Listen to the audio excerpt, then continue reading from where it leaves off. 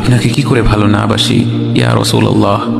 যখন আপনি আমাকে ভালোবেসেছেন সেই 1400 বছর আগে, যখন আপনি আমাকে মিস করতেন, আশা করতেন যেন আমার সাথে দেখা করতে পারেন, অথচ তখনও আমি জন্মই হইনি। সেদিন সাহাবীরা আপনার চোখে পানি দেখে বলল, ইয়া রাসূলুল্লাহ, আপনি কাঁদছেন কেন? আপনি বললেন, আমার ভাইদের খুব দেখতে ইচ্ছা করছে। সাহাবীরা বললেন, আমরা কি আপনার ভাই নই ইয়া রাসূলুল্লাহ? আপনি বললেন, না, তোমরা আমার সাহাবী। আমার ভাই হলো তারা যারা আমার পরে আসবে এবং আমাকে কখনো না দেখেও তারা আমাকে বিশ্বাস করবে।